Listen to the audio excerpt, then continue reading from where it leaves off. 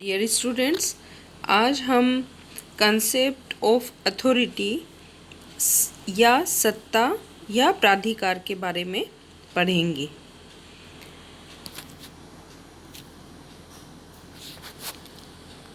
सभी संगठनों अथवा व्यवस्थाओं में सत्ता अनिवार्य रूप से मौजूद एवं क्रियाशील रहती है। किसी भी संगठन व्यवस्था के अस्तित्व एवं संचालन के लिए जरूरी है कि उसमें निहित बल, दमन, पीड़न आदि की प्रवृत्तियों का नियंत्रण किया जाए और उस संगठन का संचालन मानव मूल्यों पर आधारित सहयोग, सहमति, अनुशासन आदि की प्रवृत्तियों द्वारा किया जाए।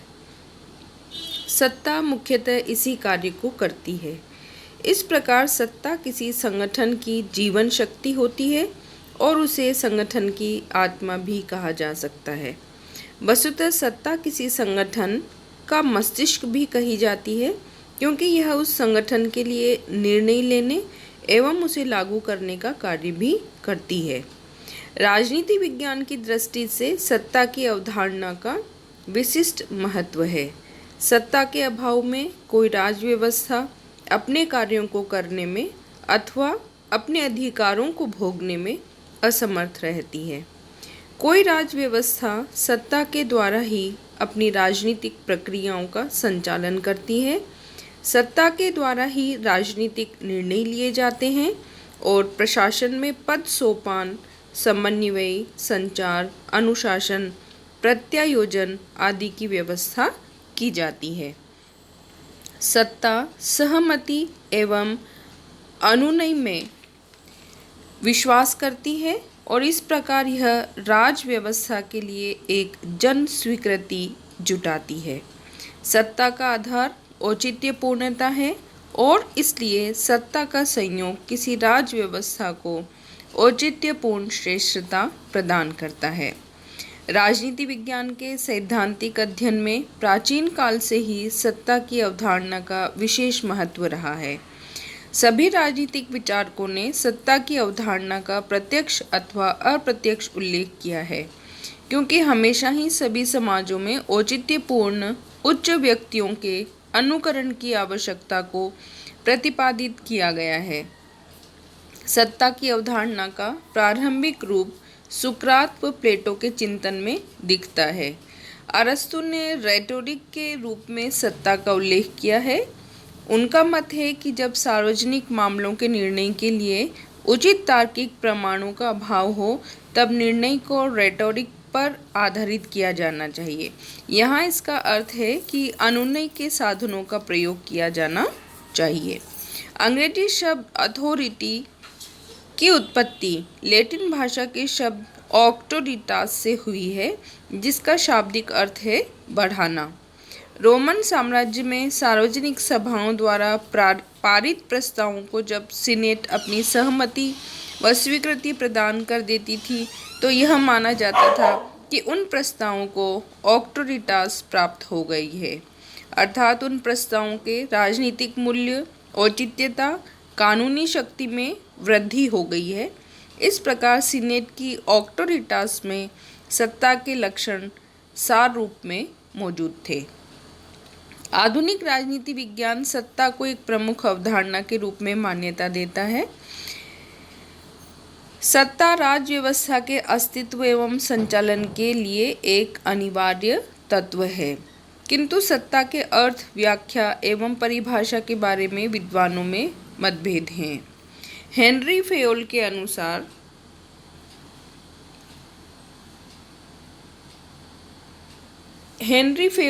अनुसार सत्ता आदेश देने का अधिकार तथा इसे लागू कराने की शक्ति है। रॉबर्ट बायरस्टेड के अनुसार सत्ता शक्ति के प्रयोग का संस्थागत अधिकार है, स्वयं शक्ति नहीं है। बीच के शब्दों में अन्यों के कार्य निष्पादन को प्रभावित करने या निर्देशित करने के औचित्यपूर्ण अधिकार को सत्ता कहते हैं। हर्बर्ट साइमन के अनुसार सत्ता निर्णय लेने की ऐसी शक्ति है जो दूसरे के कार्यों का निर्देशन करती है। यह दो शक्तियों, उच्चस्थ एवं अधीनस्थ के बीच संबंध है। उच्च अधिकारी इस आशय के साथ निर्णय लेता है और उन्हें संचालित करता है कि उन्हें अधीनस्थ द्वारा स्वीकार किया जाएगा। अधीनस्थ ऐसे ही निर्णय की आशा करता है और उसका व्यवहार इनके द्वारा निर्धारित होता है।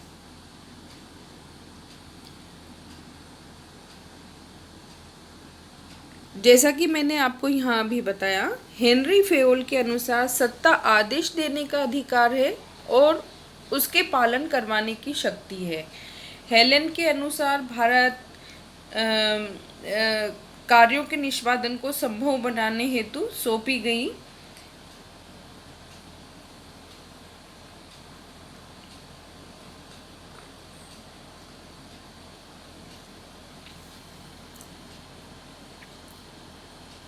शक्तियां एवं अधिकारिता है। पीटरसन के अनुसार आदेश देने एवं उसके पालन की आज्ञा को अधिकार सत्ता कहा जाता है। डेविस के अनुसार सत्ता निर्णय लेने व आदेश देने का अधिकार है।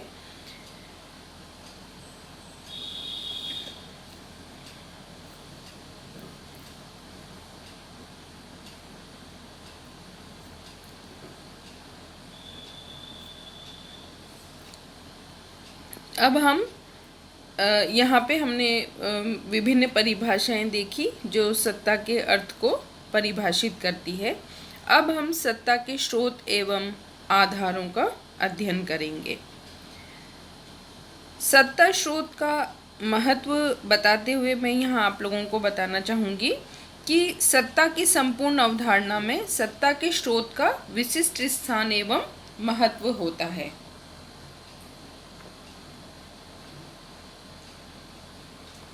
जो इस प्रकार है, सत्ता का स्रोत सत्ता के औचित्य को तय करता है। उदाहरण के लिए अतीत में राजा की सत्ता का स्रोत ईश्वर को माना जाता था और इससे राजा की सत्ता को औचित्य पूर्णता प्राप्त हुई थी। सत्ता का स्रोत सत्ता के प्रयोग की सीमाओं को भी तय करता है, उसे उत्तरदायी बनाता है। उदाहरण के लिए जहाँ सत्ता का स्रोत संविधान को माना जाता है, वहाँ सत्ता के प्रयोग की सीमाएं भी संविधान द्वारा तय होती है और सत्ता संविधान के प्रति उत्तरदायी भी होती है। तीसरा स्रोत का महत्व है, सत्ता का स्रोत वास्तव में सत्ता का आधार भी होता है। सत्ता के प्रमुख स्रोत इस तरह हैं। किसी राजनीतिक सत्ता का स्रोत अथवा आधार क्या है, इस विषय पर प्राचीन काल से ही राजशास्त्री विचार करते रहे हैं और इस संदर्भ में यह स्रोत स्वीकार किए गए हैं। पहला, औचित्य पूर्णता। दूसरा, अधीनस्थों की प्रकृति। पर्यावरण का दबाव।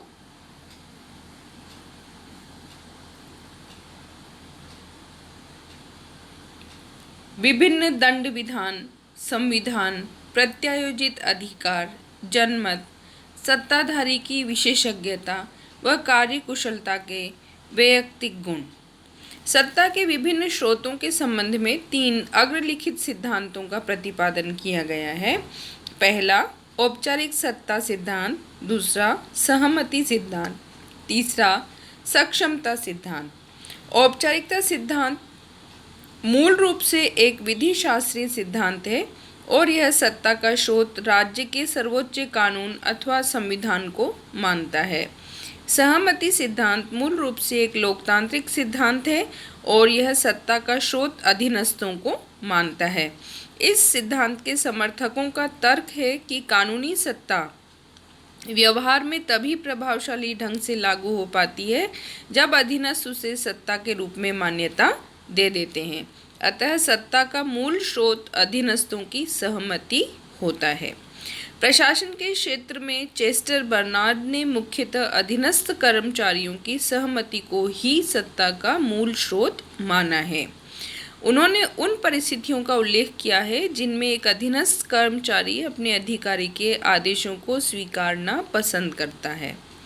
सक्षमता सिद्धांत के अनुसार सत्ता का स्रोत व्यक्ति की योग्यता एवं सक्षमता के गुण हैं, जिनके आधार पर कोई व्यक्ति स्वयं सत्ता का केंद्र बन जाता है और अन्य लोग उसके नेतृत्व को स्वीकार कर लेते हैं, चाहे फिर उस व्यक्ति को किसी संबंधित संगठन में कोई औपचारिक पद प्राप्त हो या नहीं हो।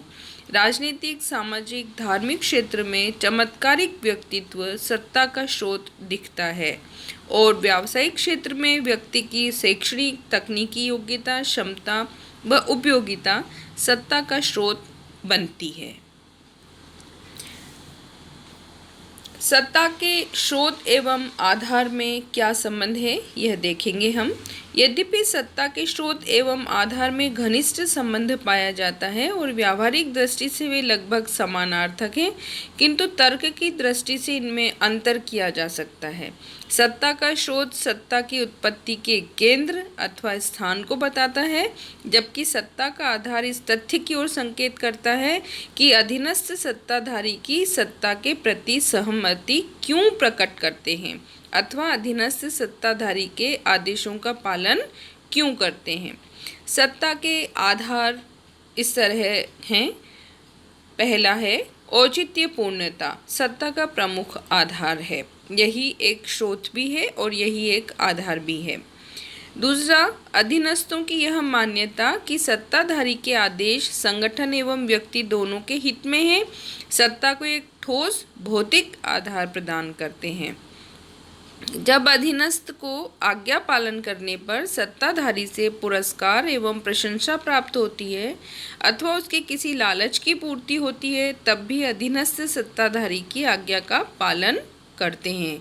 अनेक बार अधीनस्थ दंड के भय अथवा हानि के भय के कारण भी आज्ञा का पालन करते हैं। इन स्थितियों में पुरस्कार, प्रशंसा, लोभ, दंड आदि भी सत्ता का आधार सिद्ध हो जाते हैं।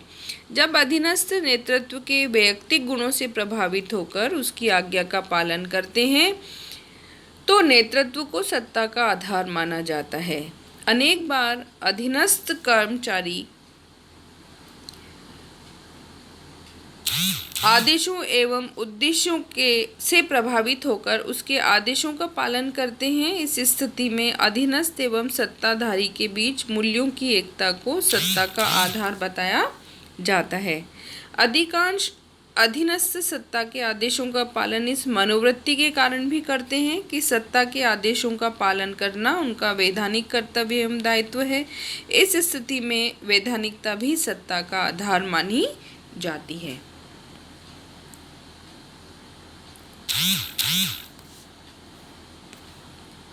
सत्ता के प्रति जनता का दृष्टिकोण।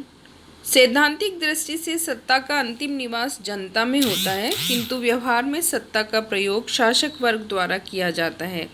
सत्ताधारी शासक वर्ग आदेश देता है और शासित वर्ग उसका अनुकरण करता है, किंतु किसी भी राज व्यवस्था में जनता द्वारा सत्ता के अनुकरण के 3 प्रमुख दृष्टिकोण होते हैं। सत्ता के प्रति नकारात्मक दृष्टिकोण, नेगेटिव एटीट्यूड टुवर्ड्स अथॉरिटी।